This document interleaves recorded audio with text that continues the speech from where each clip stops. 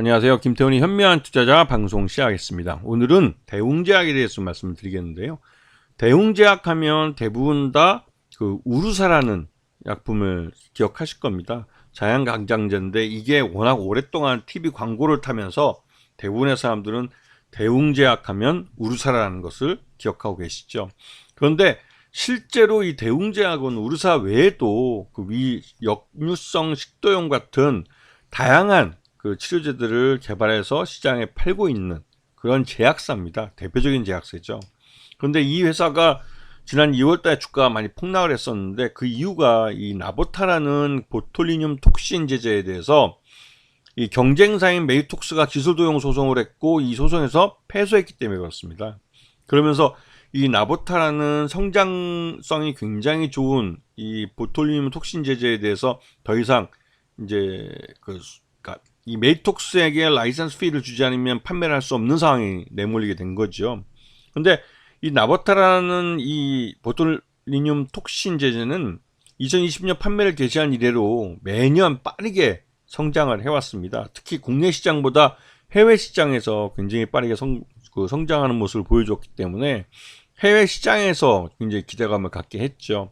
그래서 이제 대웅제약이라는 회사의 이름을 해외에 확실히 각인시켜 줄 수 있는 그런 그 제품으로 생각됐었는데 이게 이제 메디톡스의 발목을 딱 잡혀버린 거죠. 자, 이 회사 3분기 실적을 보시게 되면 전반적으로 안정적인 흐름을 보이고 있고 전분기보다는 소폭 둔화됐지만 전년도 동기 대비해서는 확실하게 실적들이 살아나고 있는 것을 볼 수 있습니다. 그리고 이 회사는 무엇보다도 최대주주가 전체 지분의 61.56%를 갖고 있기 때문에 이거는 실적만 조금만 좋아지면 시장 내 품절주가 될 수 있는 가능성이 높은 종목이죠. 그만큼 유통 가능한 주식이 별로 없다는 소리입니다. 이런 부분들을 잘 보시면 이 회사가 최근 들어서 주가가 바닥을 기면서 고개를 쳐들고 있다는 것을 주목할 수밖에 없는 거죠. 그리고 이 회사의 자회사인 한올 바이오 파마도 실적이 개선되고 있기 때문에 이 대웅제약 전체적으로도 실적이 개선되고 있는 모습을 확인할 수 있습니다. 그런데 이 회사가 최근 시장에서 주목받는 건 이 회사가 개발하고 있는 비만 치료제를 마이크로니들 플랫폼을 통해서 개발하고 있다는 사실입니다. 이거는 기존의 비만 치료제가 피부 내 피하 지방에 직접 주사제를 통해서 주입하는 방식이거나 그 경구성이라도 굉장히 구토와 그 혐오감이랄까요? 그 구토들을 동반하기 때문에 굉장히 어려운, 그러니까 섭취하기 어려운 그런 문제가 있었는데 이 마이크로 니들 플랫폼을 이용할 경우에는 우리가 일반적인 파스처럼 피부에 붙여가지고 곧바로 피하지방 속으로 전달하게 되는 겁니다. 근데 이게 굉장히 어려운 게 우리가 피부라는 이 배리어를 갖고 있는데 이 피부를 뚫고 안전하게 피부 안쪽에 그 피하지방 넘어서 이 약물을 정확한 양을 또 뭔가 이 적정량 이상이죠. 그런 전달하고 그리고 안전하게 그 지속성 있는 시간을 가질 수 있는 그런 기술을 만드는 게 굉장히 어려운 겁니다. 이 마이크로 니들 패치가 말 그대로 이제 그 피부 배리어를 뚫고 들어가서 그 안으로 약물을 전달해 주면서 서서히 녹아 없어지는 건데요.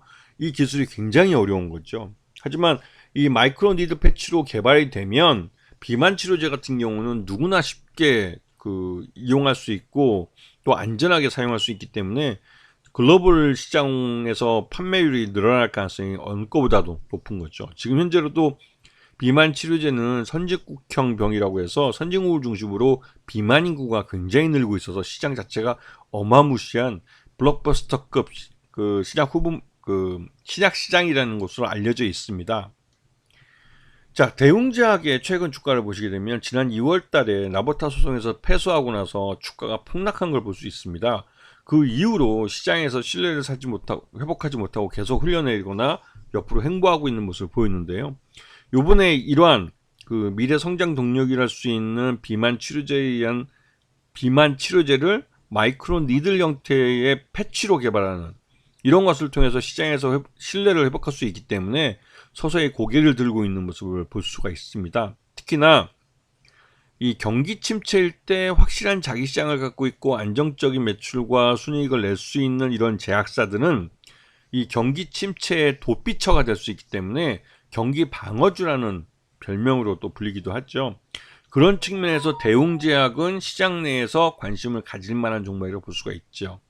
그래서 이 나보타의 발목 잡힌 그 주가에서 이제는 미래 성장성을 비만 치료제에 대한 마이크로 니들 패치를 빛으로 개발하고 있는 것들이 기대감을 갖게 하고 있는 그런 종목이라고 할 수 있습니다.